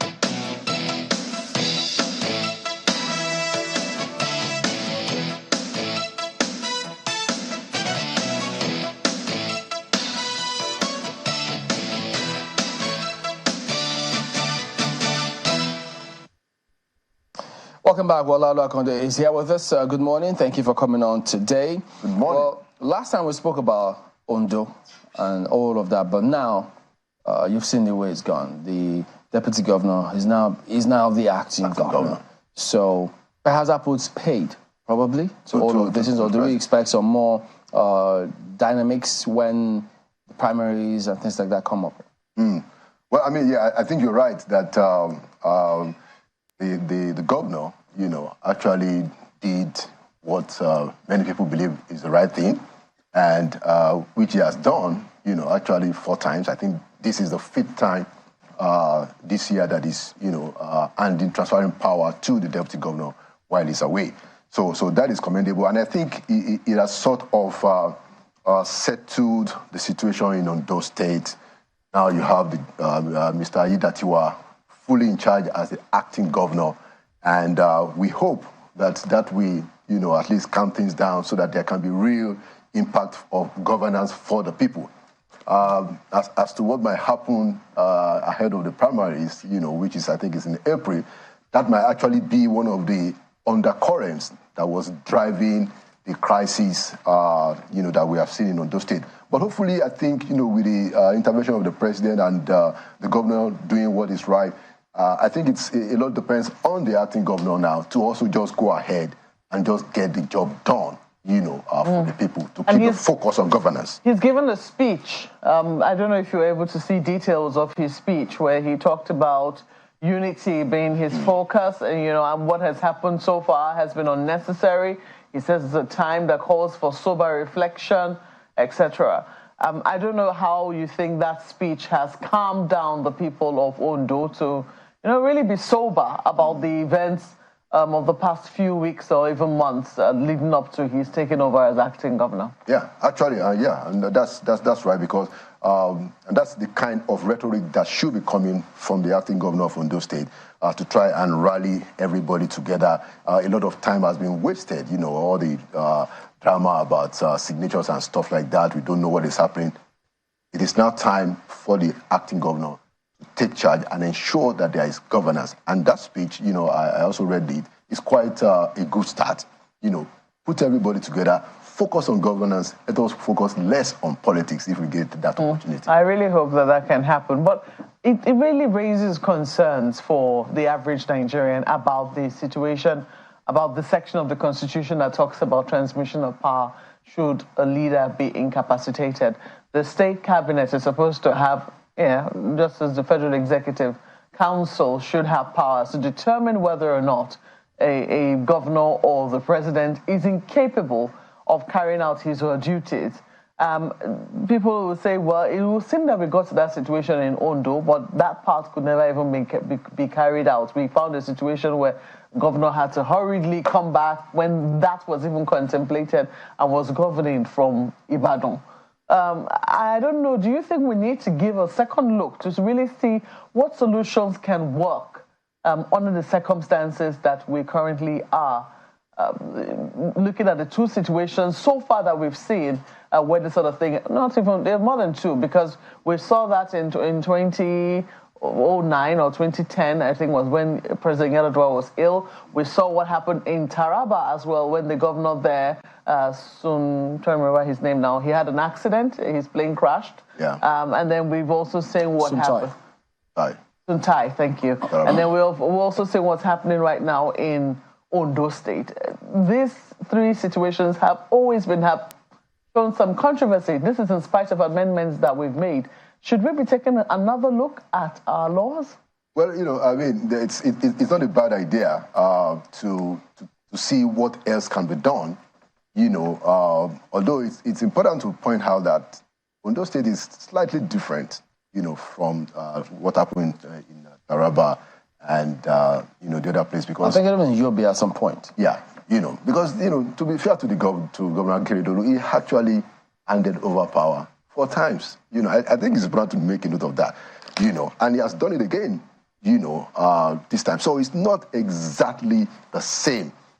So if people are willing to transfer power, then we might not need. But apparently we do. You say he's done it again, but look at all of the needless crisis that has happened before this last transfer of power. Yeah.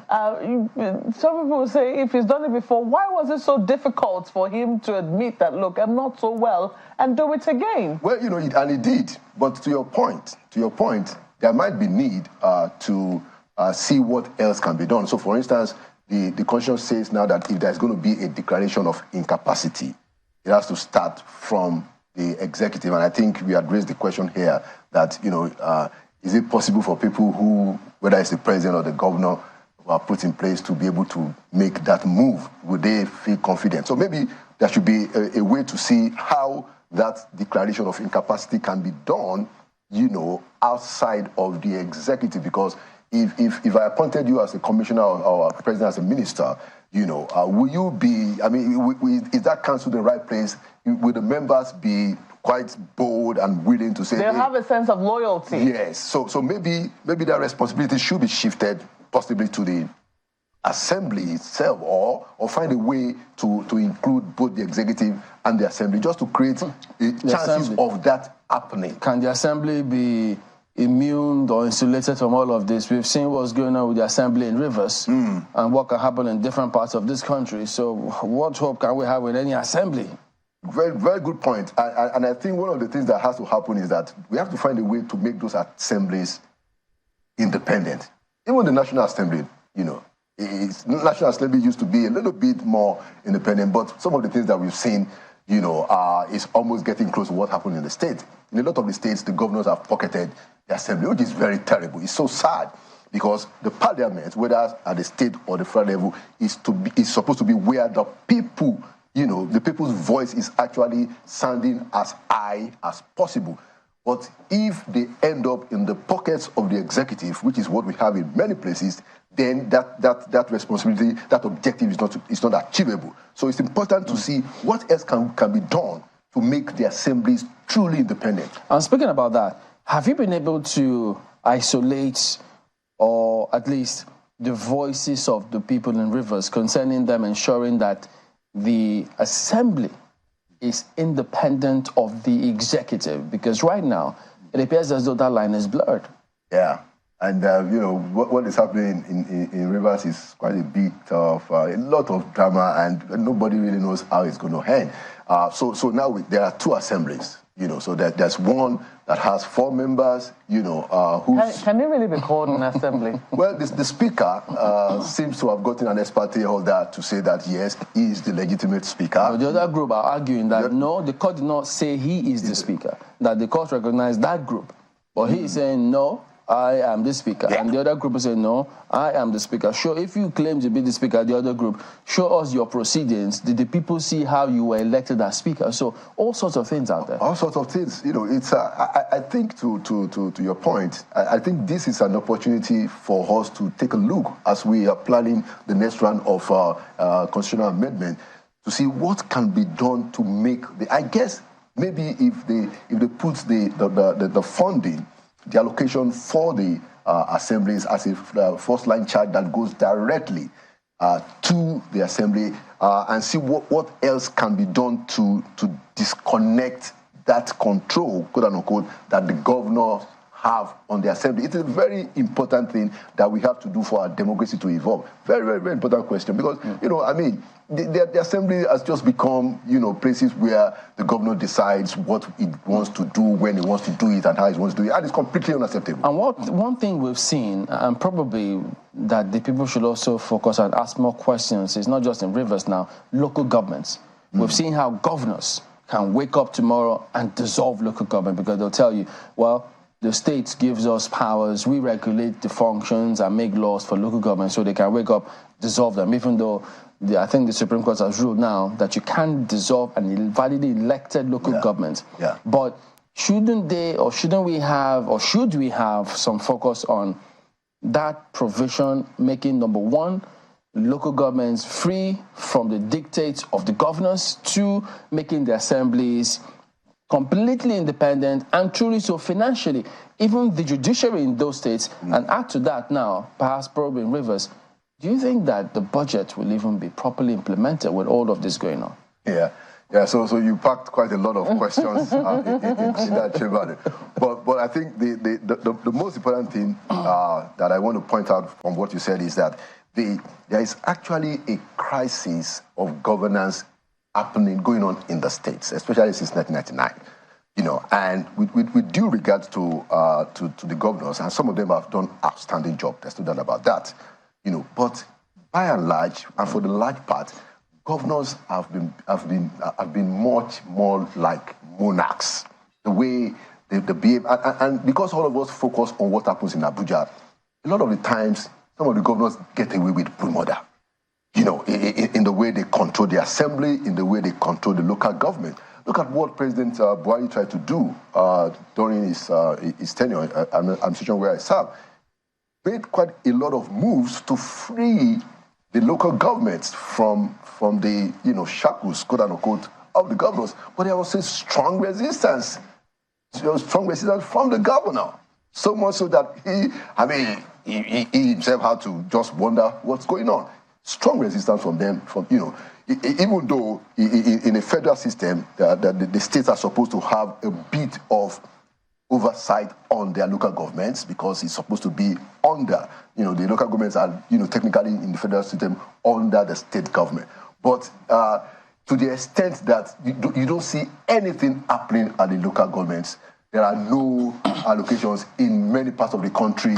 When you even go to local government offices, the place is empty.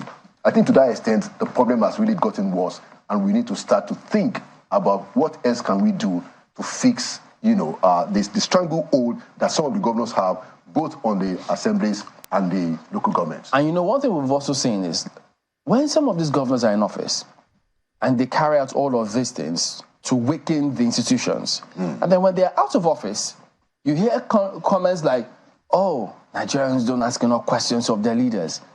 People do things and we don't ask. We need to ask and ask and ask. And then you look and say, wait a minute, but the same people, when you were in office, what did you do to strengthen the voices of the citizenry so that they can hold people accountable? So it suits them when they're out of office, but when they're in office, they don't want any questions, not even from the media.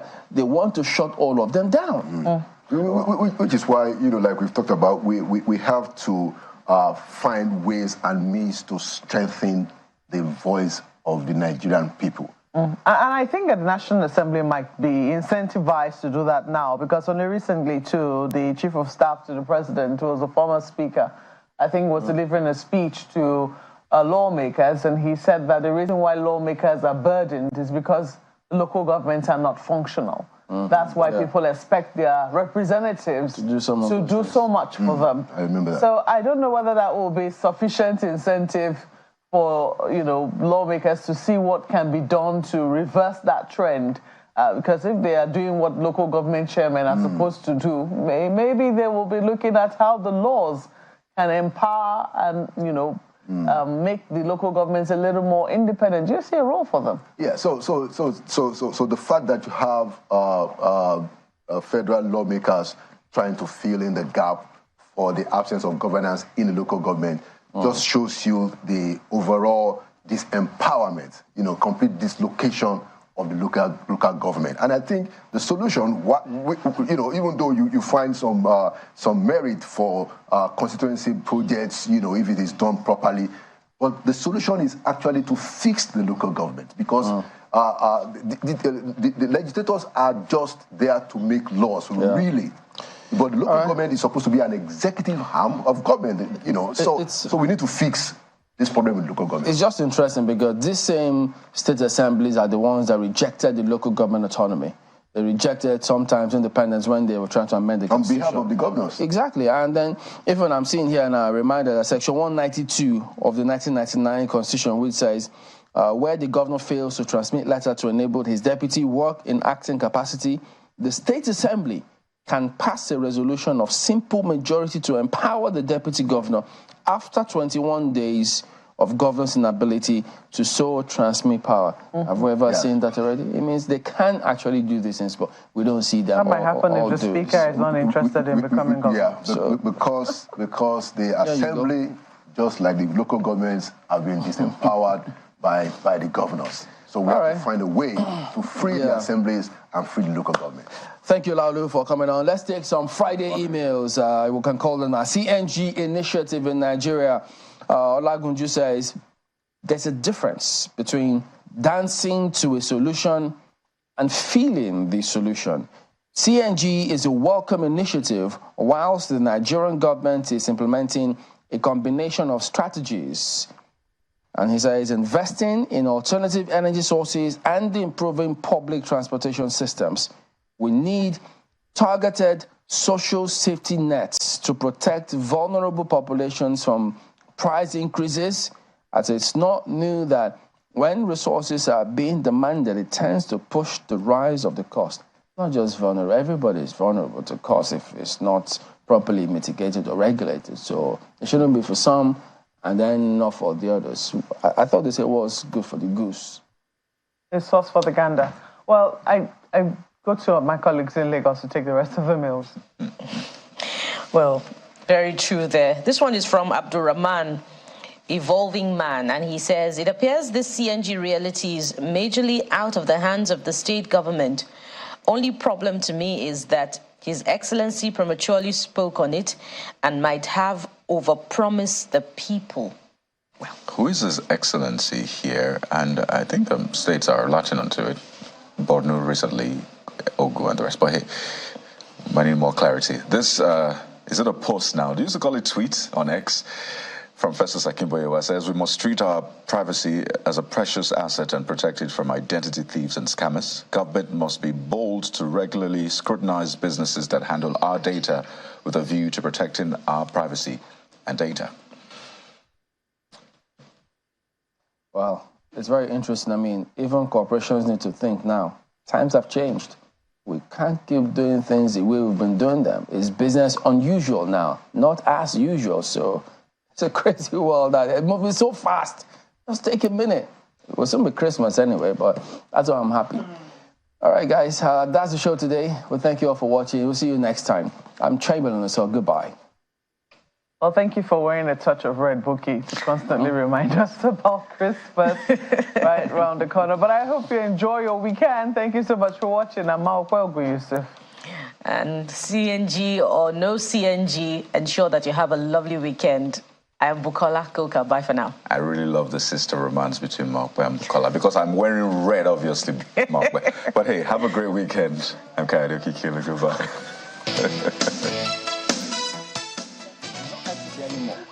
This is inequity. That one is not red. That was wine.